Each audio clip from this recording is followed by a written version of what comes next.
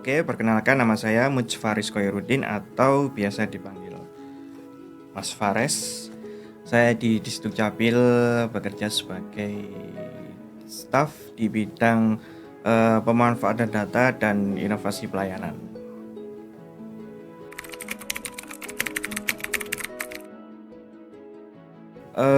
Rumah tinggal di Wonocolo di dekat Jatim Expo. Untuk berjalan ke kantor itu berangkat menggunakan motor pukul setengah tujuan, sampai sini tuh jam 7, jam 7-an lebih dikit lah.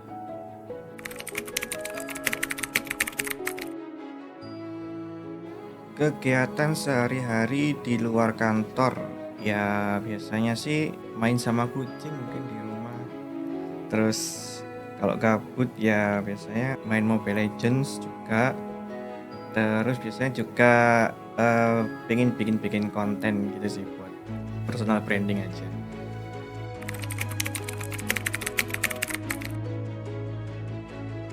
Bergabung di Disdukcapil Surabaya itu sejak Agustus 2021.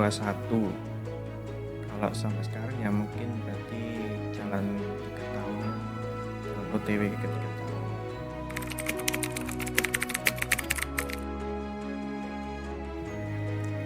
Awal mula dulu itu dari dikasih tahu Pak RT ada lowongan di Pemkot Surabaya. Nah, waktu itu disuruh ngelamar di situ, suruh bawa lamar ke balai kota. Ya udah, aku bawa lamar ke balai kota. Terus itu Maret 2021 kalau nggak salah ya. Seingatku sih ya Maret 2021. Terus waktu itu Juni kalau nggak Juli 2021 ada telepon dari pemerintah kota Surabaya. Yaitu waktu itu langsung ditelepon sama awalnya dulu di dinas PU. Telepon yang dinas PU dulu itu telepon dulu, terus saya nggak minat di dinas PU, akhirnya dikembalikan lagi datanya ke BKD SDM. Terus 2 mingguan setelah itu Disdukcapil ini yang telepon. Nah, kebetulan itu terus telepon, saya datanglah untuk tes dan wawancara, dan alhamdulillahnya saya diterima di Disdukcapil Surabaya.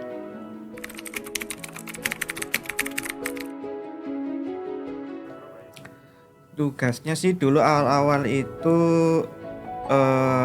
mengurusi atau menjawab DM yang masuk di Instagram ya, sama bikin konten di Instagram. September tuh mulai mengonsep ini Swargaloka. Itu kepala dinasnya yang dulu tuh konsep Swargaloka, itu media informasi yang kayak branding khusus, biar warga itu nggak terpaku sama dinas. Jadi kita bikin branding khusus namanya Swargaloka untuk media informasi terkait administrasi kependudukan.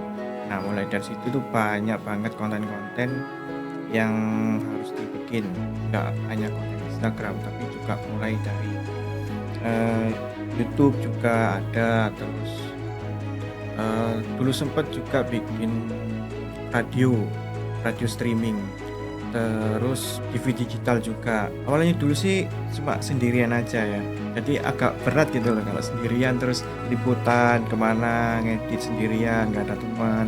Soalnya kan banyak juga. Akhirnya 2022 itu mulai ngerekrut anak magang. Dari situ mulai.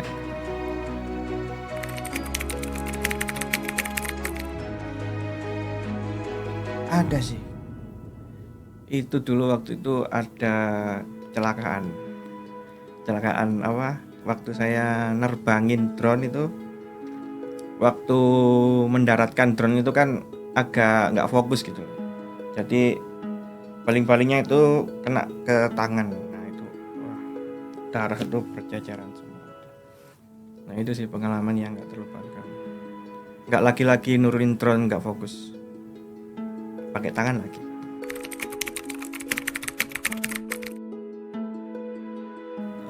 Banyak ya. Kalau sukanya mungkin di Swargaloka ini terutama kan kenyamanannya itu dapat banget di sini. dalam bekerja, dalam bikin konten, dalam alat-alat penunjang dan lain sebagainya tuh nyaman banget. Terus juga kalau dukanya itu mungkin kalau lagi banyak kerjaan itu ya bisa sampai lembur-lembur, sampai malam, sampai bahkan mungkin tidur di kantor gitu. Nah mungkin tapi dukanya ini sih agak capek kalau terlalu banyak job. Tapi sukanya ya enaknya.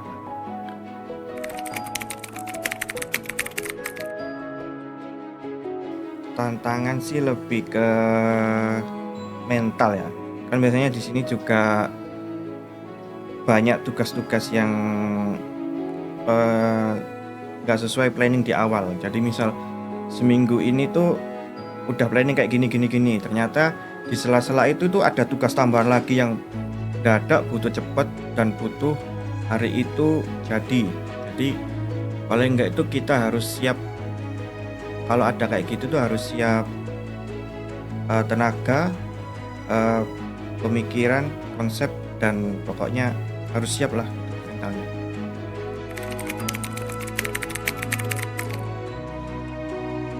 Cara menangani tantangan ya dengan pengalaman sih. Jadi kalau awalnya dulu emang agak kaget. Kok gini ya? Kok tugasnya banyak dadakan, terus jadinya harus cepet. Akhirnya setelah banyak dadakan-dadakan yang tantangan-tantangan tadi, akhirnya udah terbiasa, udah terbentuk pola. Kalau ada dadakan kayak gini, nanti bakal gini. Aku harus gini dulu. Nah, akhirnya udah terbentuklah pola. Jadi kalau ada kayak tugas dadakan itu udah siap.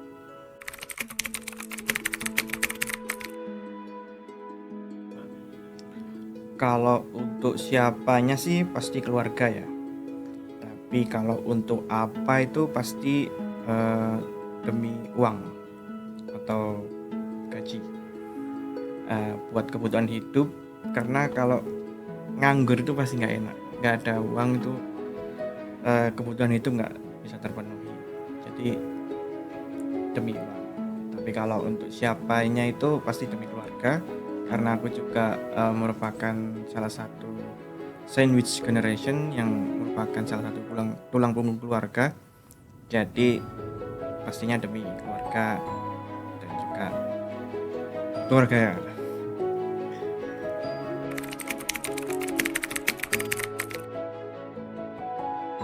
Kalau definisi pahlawan bagiku itu pahlawan adalah seseorang yang mampu membuat dunia ini menjadi lebih baik walau hanya sedikit.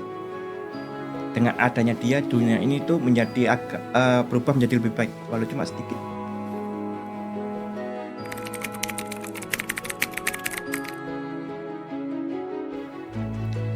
Untuk di Spenduk Capil Surabaya ya semoga internalnya bisa lebih solid, bisa lebih kompak dan bisa lebih membahagiakan warga dengan pelayanan yang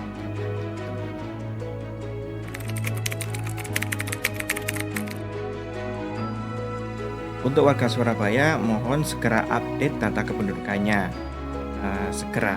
Jadi biar pemerintah itu juga bisa datanya itu valid dan terupdate. Jadi untuk bantuan-bantuan kayak bantuan sosial dan lain-lain itu bisa lebih tepat sasaran untuk warganya Surabaya.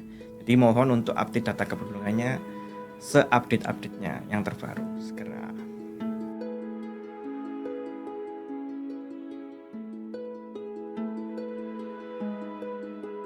Dia hanya kesepian. Harusnya kamu menerimanya sebagai teman, bukan sebagai rasa sayang yang takut kehilangan.